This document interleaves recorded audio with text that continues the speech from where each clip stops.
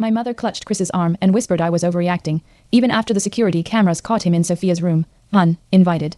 I locked the doors and screamed he's playing a sick game while she defended his intentions. That was last month. Now, Chris is banned from 3 counties, facing charges of attempted child endangerment, and my mother.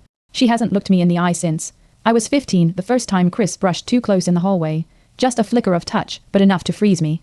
The security camera above us, meant to protect, blinked lifelessly. No tape, no proof. I told Mom. She waved it off with a laugh and said I was being dramatic.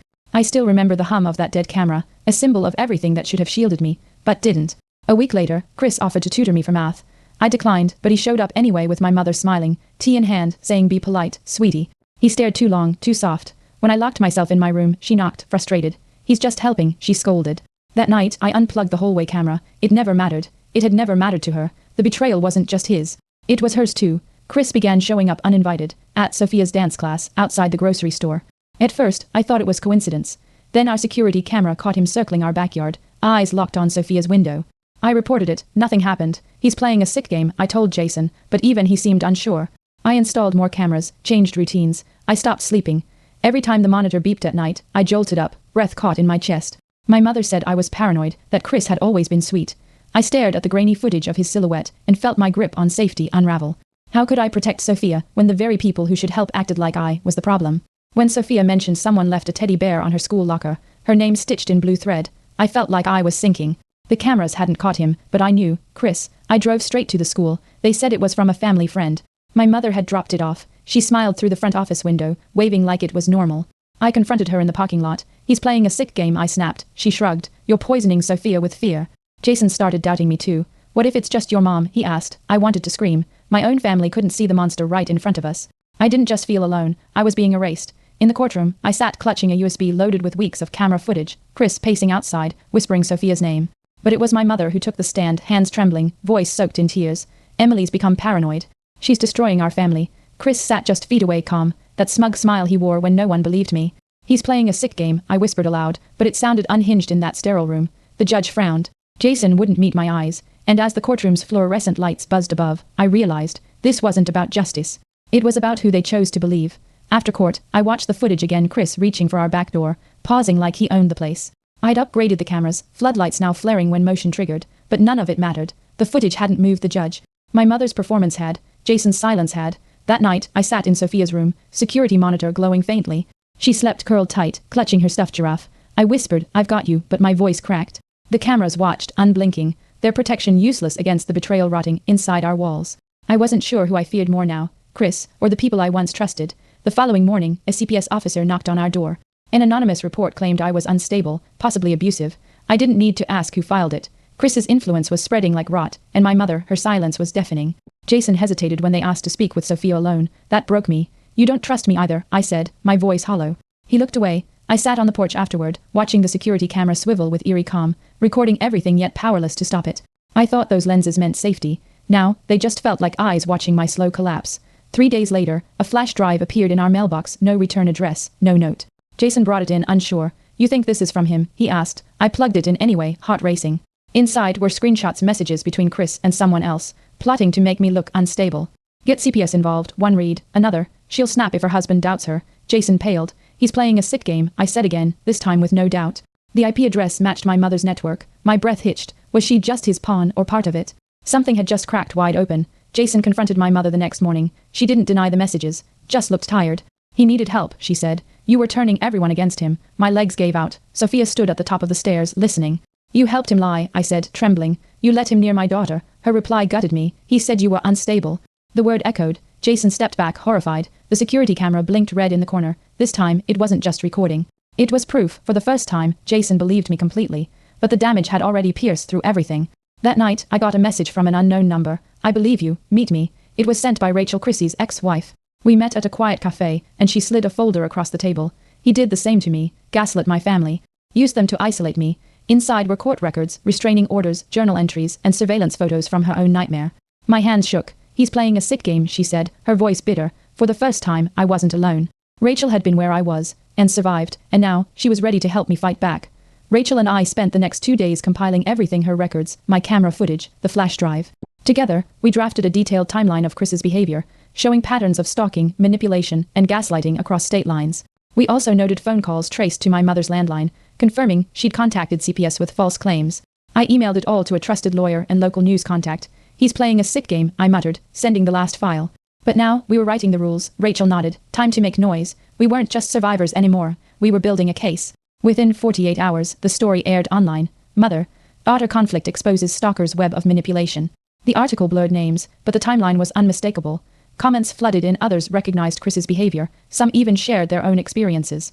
CPS reopened my case not against me, but against Chris and Jason. He apologized in front of Sophia. I should have seen it sooner, he said. I watched our front camera catch Chris pulling up, seeing the reporters waiting. He sped off. He's playing a sick game, I whispered, but this time it was over. We'd taken the first public shot. And the world was watching now. The next morning, a warrant was issued. Harassment, conspiracy, and child endangerment. Chris tried to play victim, but Rachel's testimony dismantled him in court. Meanwhile, surveillance footage from our upgraded system, Chris lurking, my mother walking with him, played on the courtroom screen. I stared straight ahead as Mom wept silently behind me. Jason squeezed my hand. He's playing a sick game, the prosecutor quoted, showing Chris's own messages. The judge ordered a no-contact order across state lines. For the first time in months, I exhaled. The court believed me. And now, finally, they would have to face what they'd ignored. Rachel's voice cracked as she finished her statement. He convinced everyone I was crazy too. The courtroom was silent. My mother wouldn't look at me. The judge turned to Chris. You used the people closest to her to carry out emotional abuse. That ends now. He was remanded immediately. Outside, cameras flashed. Journalists asked for interviews. I shielded Sophia and walked past. Back home, I replayed the security footage one last time, then hit delete. That symbol of helplessness no longer defined us. He's playing a sick game, I told Sophia gently, but we're not his players anymore. She nodded. We were done. The DA filed additional charges, evidence tampering, digital stalking. Rachel's documents unearthed more victims across 3 states. Chris wasn't just manipulative, he was systemic. My mother, though not criminally charged, was issued a civil penalty for false reporting. Her response, a handwritten letter. I thought I was helping. I tore it in half. Sophia watched silent. She chose him, I said. We choose truth. Our lawyer said we'd be eligible for a protection grant, home upgrades, trauma therapy. I looked at the blinking camera light one last time, now fully upgraded. This symbol no longer watched helplessly. Now it defended us. Finally, 2 weeks later, a community forum invited me and Rachel to speak. We stood before dozens of women, teachers, nurses, single moms, all nodding as we spoke. I held up a photo, my living room monitor glowing red from the night Chris almost entered. He's playing a sick game, I said, voice steady. And it's time we stop pretending nice smiles mean safety. Applause rose, slow but strong. One woman sobbed. That happened to me too. That moment split something wide open. We weren't just warning others. We were proving it was never about paranoia. It was about being believed, being heard. Sophia handed me a drawing one morning. Our house, big blue cameras drawn like friendly eyes. They keep us safe now, she said. I smiled, tears threatening. The symbol that once made me feel powerless had transformed because we did. That night, Jason and I replaced the last outdoor unit with a new, high-resolution one. Just in case, he said, securing the mount. He's playing a sick game, I replied, but not here, not ever again, and for once, the phrase didn't sting. It felt like armor. We weren't bracing for battle anymore. We were building something strong, something lasting. Rachel started a local advocacy group, Survivors Forward. She asked me to co-lead. You're proof they can't erase us, she said. We hosted our first meeting in the community center. The turnout stunned us. 12 women, 2 teenage girls, even a retired cop. All ready to speak, to listen, to act. I shared my story, including my mother's betrayal.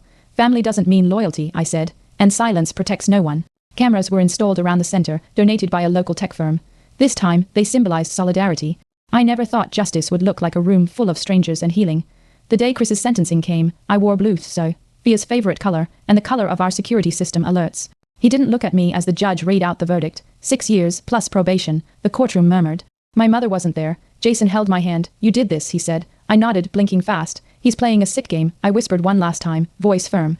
But the game's over. Outside, Rachel hugged me tight. For the first time in what felt like forever, I wasn't afraid. The cameras were still watching, but now, they stood guard for something new, peace. I sat on the porch as dawn broke, watching the security feed cycle through its quiet loops. For so long, those blinking lights haunted me. Symbols of helplessness, of being doubted. Now, they were reminders of everything I'd reclaimed. I touched the small scar on my hand, left from gripping the USB too hard the day I found the truth, and whispered, we survived. Sophia stood behind the screen door, her sleepy face framed by safety we fought for. I wasn't just rebuilding. I was redefining what family meant. I've got you, I whispered again, this time steady. The cameras weren't just watching. They were bearing witness. Later that evening, I journaled for the first time in months. At the top of the page, I wrote, belief is safety.